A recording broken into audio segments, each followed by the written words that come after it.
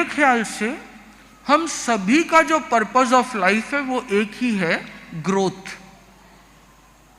आगे बढ़ना। अभी एक बुक पढ़ रहा था फिजिक्स से रिलेटेड, जो डार्विन एंड जेन सिद्धांत के ऊपर बेस्ड था। तो उसमें यही था कि डार्विन बोलता है कि पहले एक अमीबा थे, फिर स्पाइसिस बने, फिर आगे बने, और ग्रोथ होते होते ह्यूमन तक आए। उसको उन्होंने जैन कॉन्टेक्स्ट के साथ जोड़ा और कहा कि जैन की मान्यता भी यही है, ऐसी सी एक व्यक्ति नहीं, बट जो शुरुआत सबकी अव्यवहार राशि निगोद से होती है, निगोद से फिर वो कुछ कर्मों को हल्का करता है, क्षय करता है, फिर एकेंद्रिय से द्विंद्रिय में आता है, द्विंद्रिय से और कर्मों को क्षीण करके त्रिंद्रिय में आता है। जैसे जैसे उसका कर्मों का क्षयोपशम होता है वैसे वैसे उसकी गति बेटर होती है। तो बेटर होते होते होते हम ह्यूमन बन गए। अब ह्यूमन में हमने बुरा किया तो नरक में गए, वो भोगा मनुष्य में आए, कुछ अच्छा किया देवलोक में गए, वो खत्म हुआ मनुष्य में आए, फिर कुछ गलत किया तो तिर्यंश में गए। इस तरीके से अलग अलग योनियों में हमारा सोल जाता रहा है। तो पर्पस है उस सोल को और सुप्रीम स्टेट तक ले जाना। So purpose of life is to growth of the soul, because I am soul, I am not the body. मैं शरीर तो हूं नहीं। शरीर का ग्रोथ कौन चाहता है? जिसकी ग्रो हो गई वो लोग जिम में जाकर के रोज मेहनत कर रहे हैं कि ग्रोथ कम हो। तो शरीर का ग्रोथ तो कोई नहीं चाहता, तो हु एम आई? पैसा की ग्रोथ, तो पैसा तो छोड़ के जाएंगे, उसकी ग्रोथ तो काम भी नहीं आएगी, वो तो नेक्स्ट के काम आनी है। तो ग्रोथ किसकी चाहिए? हाइट ऑलरेडी बढ़ चुकी, इससे ज्यादा बढ़ाएंगे तो प्रॉब्लम आनी है। तो ग्रोथ किसकी? एक ही चीज बचती है, that is soul. So soul का और स्पिरिचुअल ग्रोथ हो, ये सभी का ultimate purpose of life. So purpose of life to purify the soul, purpose of life to strengthen the soul. Core activity जो हमारे हैं उनको मजबूत करना, ये हमारा मेन पर्पस है।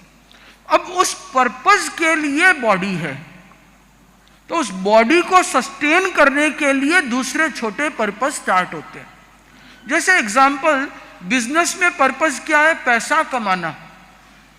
अब पैसा कमाने के लिए एक ऑफिस होती है, ऑफिस का और पर्पस क्या है?